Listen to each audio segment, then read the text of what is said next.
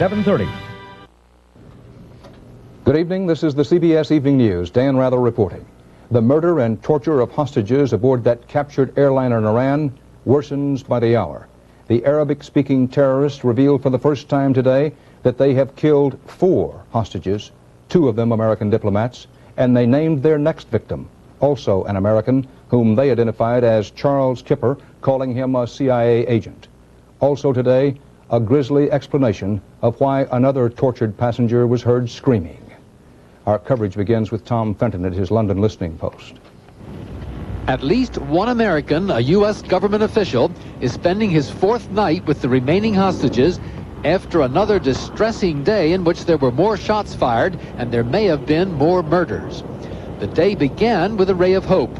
The hijackers postponed a deadline for killing more hostages and instead promised to release some passengers if Iran radio would broadcast a statement. The statement, when it came, was a shock. The hijackers named 2 American officials they had already killed, named another still on board, and threatened to kill him and others, including more Americans, unless their demands are met. The statement added, "We have spoken our word, and we will carry out what we say." Later in the day, witnesses said shots rang out on board. 8 passengers, Pakistanis and Iranians, were eventually released. One of the passengers released earlier described Tuesday's killing of the first American, Charles Henya. When they asked who is American, and they pulled these 2 persons on the front and they killed 1 American and they throw the body from the plane like animal. The man who was Prime Minister of Israel at the time of the Entebbe rescue said there was nothing the United States could do. I don't believe that the United States can be responsible for an Kuwaiti plane which was hijacked to Iran. Jordan's King Hussein denounced the hijackers' claim to be acting in the name of religion. The truth is, it has nothing to do with Islam, nor Islamic teachings. CBS News spoke with Britain's Prime Minister Margaret Thatcher, who pointed out that the psychological approach to hijackers developed in recent years is not working this time. On Wednesday, an Israeli monitor recorded screams broadcast from the plane. It was reported today that the hijackers were cutting off the thumb of one of the hostages. It was later thrown out of the plane. A year ago, a severed thumb was found in the wreckage of the American and French embassies bombed in Kuwait. It was used to trace one of the men later jailed for the bombings and whose release the hijackers are now demanding. Middle East experts believe the hijackers may be linked with one of the shadowy Muslim extremist groups that owe their allegiance to Iran's Ayatollah Khomeini. If so, it's a case of Khomeini's chickens coming home to roost. This is happening on Iranian territory at a time when Iran has been trying to look respectable and improve its international image. Tom Fenton, CBS News, London. President Reagan today complained that the Iranian government was not doing enough to end the hostage crisis. It's a tragic situation, and as I said earlier, I don't think the Iranian government, I can't charge that there's complicity, but I certainly don't think that there's been any effort or a proper effort to help. State Department spokesman John Hughes was more specific in his criticism. It is not generally thought to be the most efficient way of dealing with hijackers to permit the photographers to board the plane and photograph corpses. Administration sources told CBS News the president was not more critical of the Iranians because he does not want to close the door on their being more helpful. Sources also say the possibility of an Iranian military assault on the plane to rescue the passengers has not been ruled out. While sources do rule out a U.S.-sponsored rescue mission, they do not exclude the possibility of U.S. military retaliation after the hijack is over. The U.S. is trying to establish a link between the 5 hijackers and a specific organization or country. If that link can be made, said a source, the president could then give the Pentagon a target. Friends of Iran, specifically Syria and Algeria, are warning the Iranians at Washington's urging that they must act soon. Privately, U.S. officials are deeply frustrated by their inability to influence the crisis in Tehran, and the murderous behavior of the terrorists there leads them to fear a tragic ending. Bill McLaughlin, CBS News, the State Department. The chairman of Union Carbide Company, Warren Anderson, was arrested today in India. He later was released on bail. Anderson had come to India to investigate the worst industrial accident in history. 2,500 people now are believed to have died after poison gas leaked from Union Carbide's plant in Bhopal, India. Thousands more were made ill. Some of them are not expected to live long. Wyatt Andrews is in Bhopal. It was peculiar from the start. Warren Anderson had been promised safe passage into Bhopal. Instead, he was arrested. His police escort then took him not to jail, but to Union Carbide's Hilltop compound, and then surrounded the compound with soldiers. You've arrested Mr. Anderson, the world chairman. Yes. Prosecutors listed 5 charges against Anderson, including criminal negligence. But by mid-afternoon, he was free on bail, asked to leave the country, and because of fears that his presence might spark violence, was flown to Delhi on a government plane. It is unclear whether Anderson was arrested for purposes of publicity or for purposes of a serious prosecution. While the charges could bring Anderson life in prison, it was clear state authorities were trying to make a point. It's believed more than 2,000 died from the toxic gases released from the Union Carbide plant, and more than 50,000 survivors still suffer the symptoms of temporary blindness and respiratory distress. One official statement implied that Anderson's arrest was necessary because the government didn't want to appear to be, quote, a helpless spectator. Investigators have charged that the backup safety systems at this Union Carbide plant are not equal to those maintained in the United States. The company has denied that. Doctors here are saying they have the immediate medical needs of these patients under control, but are afraid of the unknown, delayed reactions that could happen any time in the next 3 weeks. Wyatt Andrews, CBS News, Bhopal, India.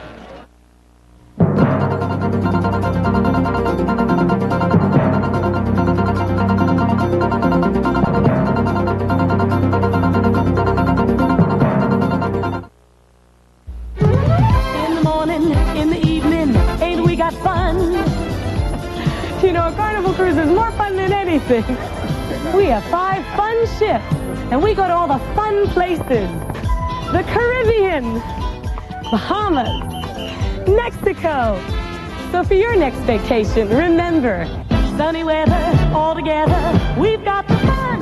Sail for 7 days on the world's most popular cruise line, Carnival Cruise Line. Howdy, baby. How are you? 50 more Rees? No problem. Ciao. I need 50 pine cone Rees. Rees. Putting things together is easy with the Thermogrip brand hot glue gun. It creates crafts and does repairs quickly and easily because it bonds to almost anything in just 60 seconds, which also makes it a perfect gift for just about anyone. The Thermogrip brand hot glue gun. Free craft book offer where you see these displays from the Bostic Consumer Division of Emhart. The subject of a White House meeting today was United States policy toward the government of South Africa. The participants were President Reagan and South African Bishop Desmond Tutu, winner of the 1984 Nobel Peace Prize. During their 45 minutes together, they agreed to disagree. Leslie Stahl reports.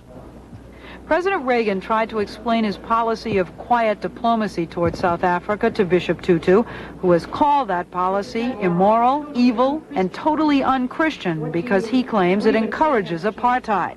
Afterward, Tutu said the meeting was friendly, but we did say that we believed that this policy had in fact worsened the situation of blacks in South Africa. I have to disagree with him on the fact that the situation has worsened. It has not. We have made sizable progress there in expressing our repugnance for apartheid. But President Reagan has come under growing pressure to change his policy. 6 were arrested at demonstrations in New York, and protests against South Africa spread to Houston. In Beverly Hills, the Reverend Jesse Jackson crowded into the South African consulate and led a pray-in. We shall overcome. The government of South Africa announced this afternoon that it was releasing 11 of 16 political prisoners arrested in November, including 4 black labor leaders, but denied the American demonstrations were the reason.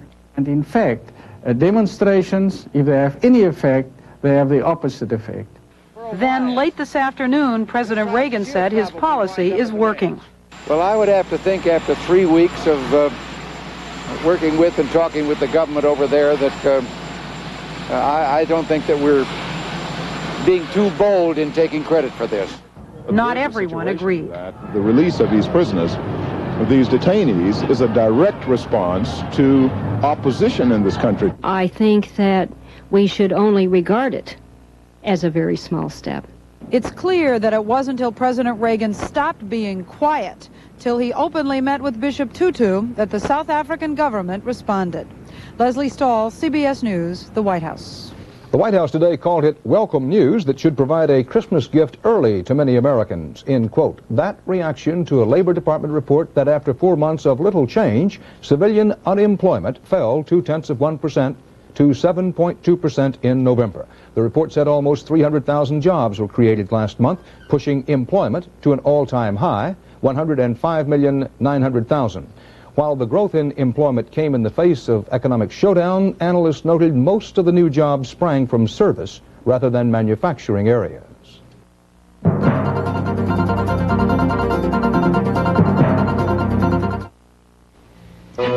Picture a computer so good it can easily run over 1,000 of the best programs written for the IBM PC. So good it can also run powerful new cartridge programs like Lotus 123, or a program that lets you paint pictures in living, sparkling color. So far, so good?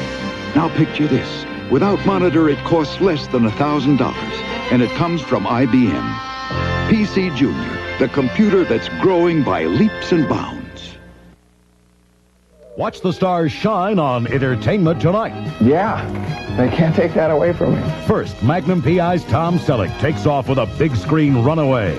Then find out about the $5 million lawsuit against the Jacksons. And judge for yourself as we play the song that started it all. Next, Jack Lemmon in a movie that didn't seem to have a prayer. Plus, E.T. rates the sequel to the classic 2001 on Entertainment Tonight.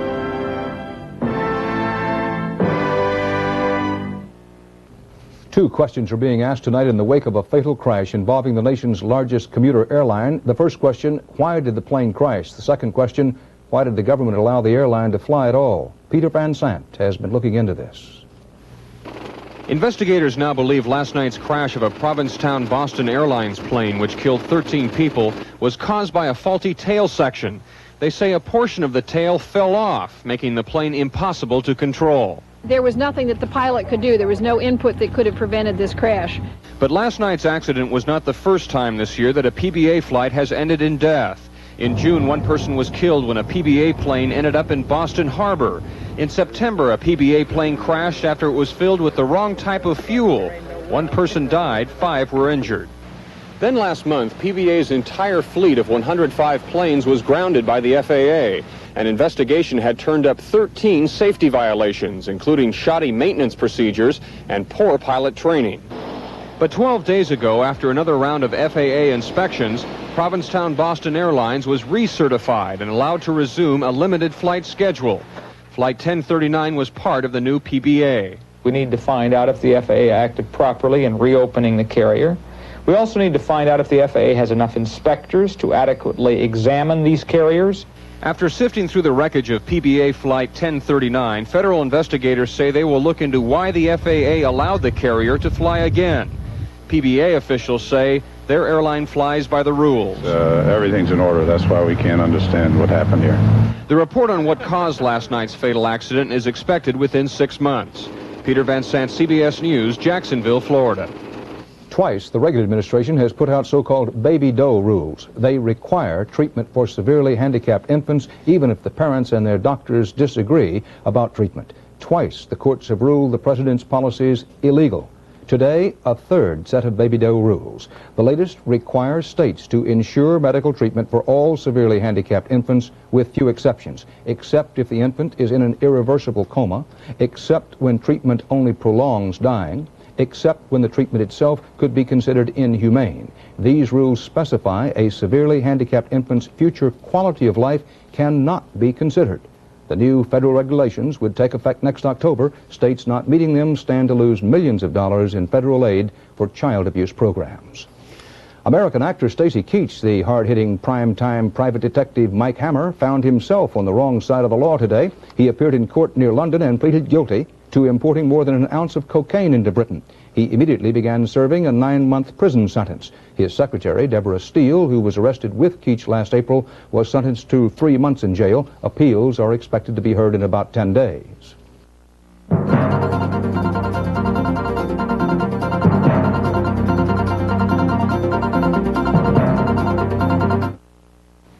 I'm not a doctor, but I play one on TV. And when many adults get a cough, they play doctor at home. They treat their cough with the same medicine they originally bought for their children. They need one of the adult formulas from Vicks, for the coughs adults get with the strength adults need. Formula 44 for coughs, 44D for coughs with congestion, and now Formula 44M for coughs with congestion and a raw, irritated throat. The adult formulas. You can't buy anything more effective. The adult formulas, from Vicks, of course. Fabulous dress. But it doesn't look right on me. Maybe it's the right dress and the wrong bra. Try the new Cross Your Heart adjustable cup bra. It lets you adjust the fit. Look, 5 special hook positions on each side let you adjust each cup individually for perfect fit. It is fabulous. Now you're well adjusted. The new Playtex Cross Your Heart adjustable cup bra. It lets you adjust the fit. Buy now and save $2.50. The Justice Department today, for the first time, challenged property deeds that contain so-called restrictive covenants, deeds for property in the Houston, Texas area that limit ownership to whites only. Some Houston area residents and real estate agents say they are puzzled by the Justice Department action, since they say the racial restriction covenants have been ignored for years. That Sunday 43 years ago was, in President Roosevelt's words, a date which will live in infamy. It lives now in history, and as Jerry Bowen reports, it continues to live in mystery. Each year for more than 4 decades, Americans have come to the remains of the USS Arizona, to the old Battleship Row, to remember Pearl Harbor, to recall for a few short minutes what happened here the morning of Japan's surprise attack, the day America was forced into World War II, the awful death and destruction, especially on the Arizona, where 1,102 sailors and Marines were entombed. Not everything that happened that day is known, and for more than a year now, Navy and National Park Service divers have been inspecting the exterior of the ship, an effort aimed more at preserving rather than rewriting history. There have been 2 major diving expeditions. September of 1983, when the #1 turret 14-inch guns were located, pitched forward in the silt and barnacles, the result of the bomb that was dropped on the Arizona. Blew that ship up from inside out and just peeled it back like a tomato can, and just now we're able to actually see those forces and put those maps and diagrams together where it has all been speculation before. Visitors to the Arizona Museum can see the new drawings, see what the 608-foot-long ship looks like on the bottom of the harbor. And there will be better drawings. This past October, more measurements and sketches were made. Visibility was not good, but eerily, portholes came into view, and there is an anchor chain on the harbor bottom. And soon there will be more of the Arizona on the bottom. Sections that were salvaged and later abandoned on shore will be buried by the ship. This was part of the galley. Souvenir makers wanted to turn the rusting metal into cigarette lighters. The government said no.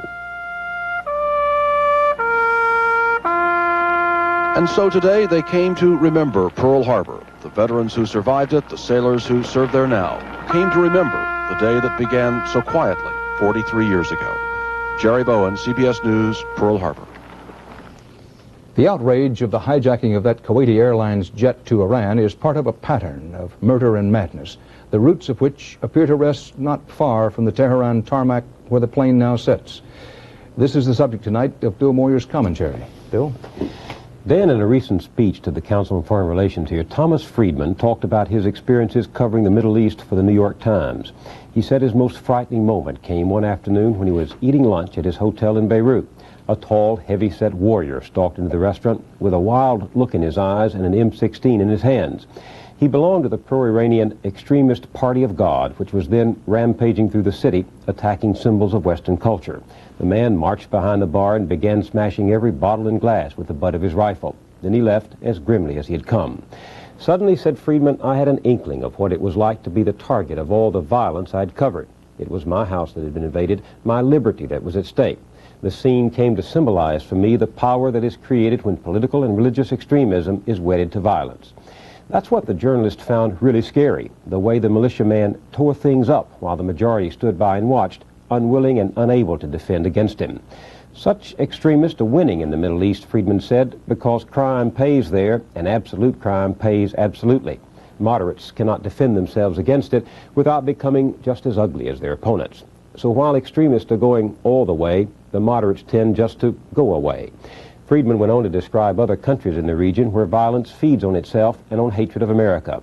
But the point to remember now is that the party of God to which the raging militiamen belonged is the same party of God whose terrorists blew up the American embassy and the Marine compound in Beirut, the same party of God linked to the hijackers holding the plane in Tehran and killing the Americans on board, the same party of God that earlier this year kidnapped 3 Americans in Beirut who are still missing. The terrorist network which sustains these acts is nourished, if not controlled, by the government of Iran. How do other nations deal with a regime to whom murder is as holy as prayer? It's a question no longer to be begged. Americans are not just being held hostage as they were 4 years ago. Now they're dying. Dan? Thank you, Bill. I'll be back with more news in a moment.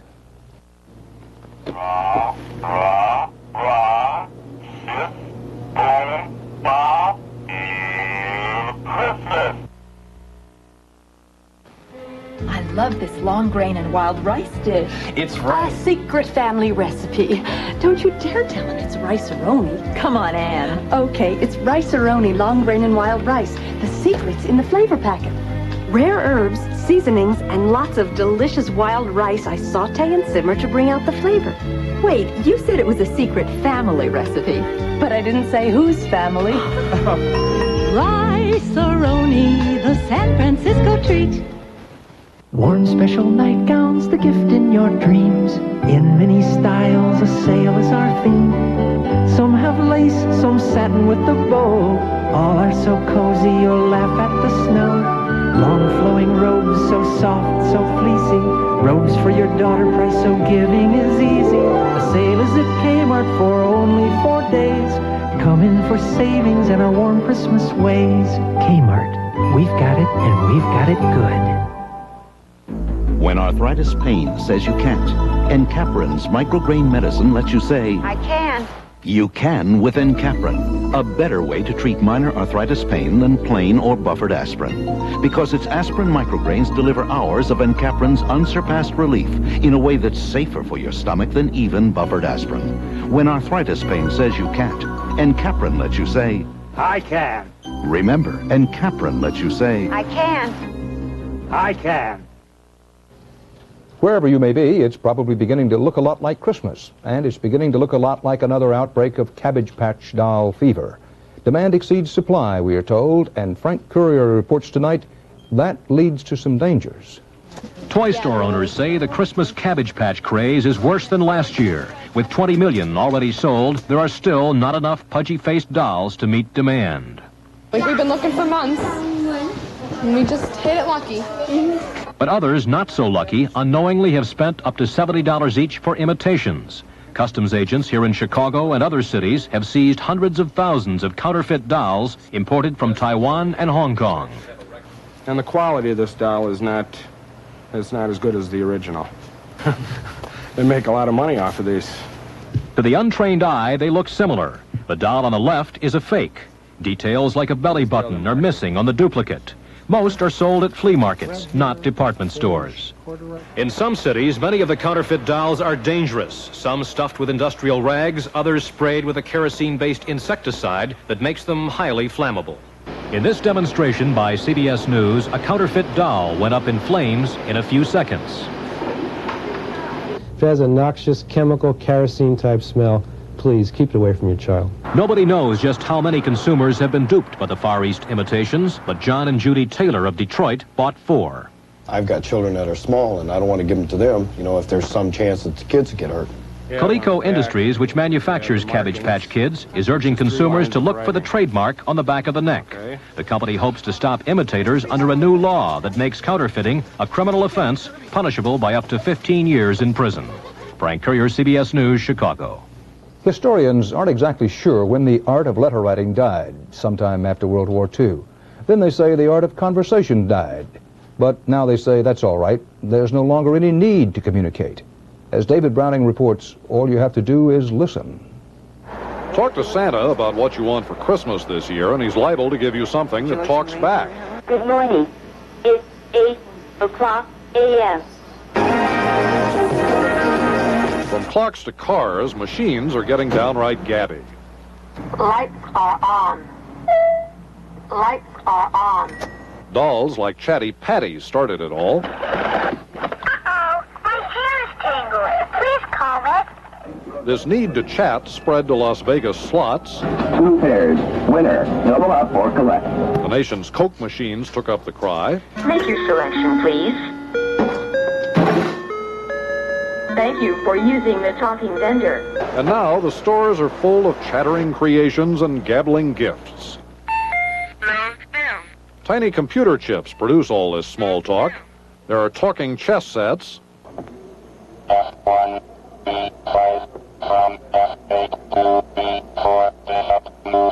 And video recorders. No cassette is inside. And you can't even open the mail for fear of some comedy monologue from a talking Christmas card. For manufacturers, talk is cheap. The computer chips are just a few dollars each. Auto sensor, defrost, cook, warm. So step right up this Christmas. Your bathroom scale wants to have a meaningful dialogue. Your weight is 132 pounds. You have gained 1 pound.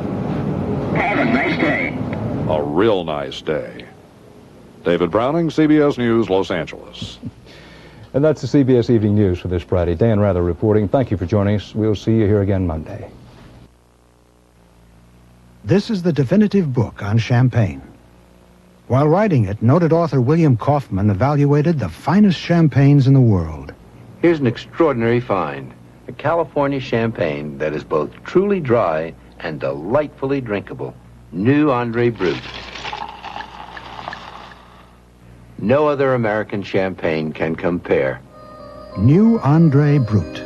No other American champagne can compare. While we can't prevent all the things that happen to your phones, it's nice to know AT&T phones are pretty indestructible. And if you lease your phones and take reasonable care of them, if anything ever does go wrong, we'll replace them at one of our AT&T phone centers or just call toll-free. You can even exchange your phones for new colors anytime. So if you take care of the phones you lease, AT&T will take care of you. AT&T Consumer Sales and Service. You're about to see a dishwasher do something absolutely amazing. Clean dishes and save energy too. The Whirlpool Power Clean Energy Saver Dishwasher. With a patented washing system that gives you remarkably clean dishes, yet uses 20% less hot water in the normal cycle than any Whirlpool dishwasher we've ever built. And like our washers and refrigerators, it comes with the Whirlpool promise to give you your money's worth and make your world a little easier.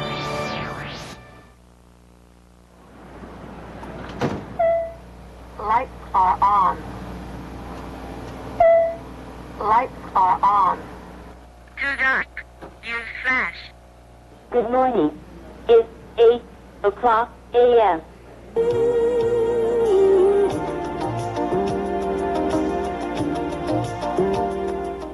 I'll wake you again in 9 minutes. 8:02 a.m. Please step on the scale.